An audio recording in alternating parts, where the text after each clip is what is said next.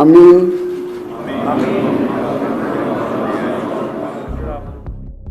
23 লক্ষ কোটি টাকারও বেশি ঋণের বোঝা কাঁধে নিয়ে বাংলাদেশের মসনদে বসল নবনির্বাচিত সরকার।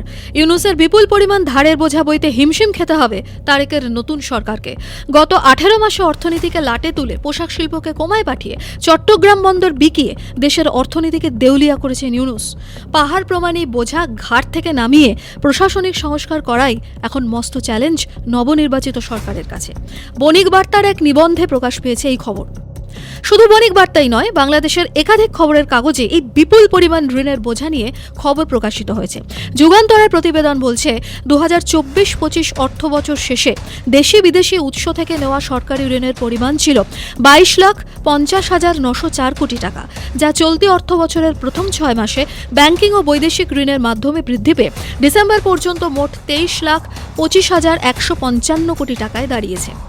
সূত্র বলছে 2024-এর গণ অভ্যুত্থান পরবর্তী সময়ে বিশ্বব্যাংক, IMF সহ বিভিন্ন উন্নয়ন সহযোগী দেশ ও সংস্থা থেকে $3.5 বিলিয়ন বেশি ঋণ নেওয়া হয়েছে। সংস্কার কর্মসূচি বাস্তবায়নের জন্য বাজেট সহায়তা হিসেবে এই অর্থ পেয়েছিল বাংলাদেশ।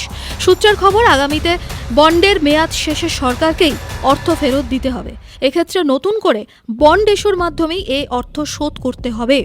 সময় তাই বেশি নেই। একই সঙ্গে রূপপুর বিদ্যুৎ কেন্দ্রের ঋণের কিস্তি 2027 সালের মার্চে নির্ধারিত থাকলেও সম্প্রতি সেটি 18 মাস বাড়িয়ে 2028 সালের সেপ্টেম্বর পর্যন্ত নির্ধারণ করা হয়েছে। তবে সবার আগে ঋণের কিস্তি পরিশোধ করতে হবে দোহাজারী কক্সবাজার রেলপথের। জাইকার সঙ্গে মেট্রো রেল সংক্রান্ত চুক্তি, চীনের ঋণে বাস্তবায়ন করা কর্ণফুলী টানেল প্রকল্পের মতো একাধিক বিদেশি প্রকল্পে ইউনূস সরকার ঋণ নিয়ে প্রবল চাপের মুখে পড়ে। কিভাবে এই ঋণ পরিশোধ হবে, আশঙ্কা সেখানেই। অর্থনীতিবিদ ডক্টর জাহিদ হোসেন বলেন, ধার করে বিশ্বের কোনো সরকারের পক্ষে বেশি দিন চলা সম্ভব নয়। এরই মধ্যে সরকারের ঘাড়ে যে ঋণের বোঝা চেপেছে সেটি অনেক বড়। আয় না বাড়িয়ে কিভাবে সরকারি কর্মীদের বেতন ভাতা বৃদ্ধির উদ্যোগ নিয়েছিল ইউনূস সরকার, সে প্রশ্নেও বিস্ময় প্রকাশ করেন তিনি। জাহিদের প্রশ্ন, বেতন কমিশনের প্রস্তাব বাস্তবায়িত হলে সরকারের পরিচালন ব্যয় আরও 1 লাখ কোটি টাকা বেড়ে যাবে। কোথা থেকে আসবে এই টাকা কেউ জানে না। দেখা গেছে ভারত, চীন, রাশিয়া ও জাপান ঋণের প্রতিশ্রুতি না দিলেও আগের দেওয়া অর্থ ছাড় দিয়েছে। চলতি অর্থবছরের 6 মাসে 249,97 লাখ ডলার ছাড় দিয়েছে দেশগুলো।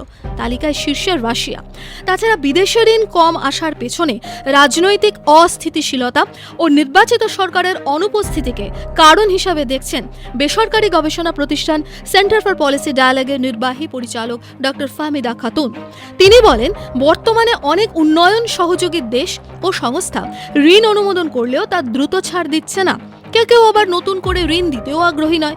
ভারত অর্থ ছাড় দিলেও তাতে অবশ্য ভারত বিদেশে এতটুকু ভাটা পড়বে না জামায়াত ও এনসিপি। পাহাড় প্রমাণ চ্যালেঞ্জ মোকাবিলায় কি কি পদক্ষেপ নেবে তারেকের সরকার, উঠছে প্রশ্ন। সূত্রের খবর, নয়া এই ক্যাবিনেট তরুণ, প্রবীণ ও দক্ষদের এক অনন্য রসায়ন হবে। সমন্বয় সাধনের মাধ্যমেই সমস্যার বৈতরণী পার করা হবে বলে জানা গেছে। 3 প্রজন্মের রাজনীতিবিদদের অভিজ্ঞতা ও প্রযুক্তি জ্ঞানকে কাজে লাগিয়ে কতদিনে এই বিপুল ঋণ পুরোপুরি শোধ করতে পারবে তারেক রহমানের সরকার, সংশয় থাকছে।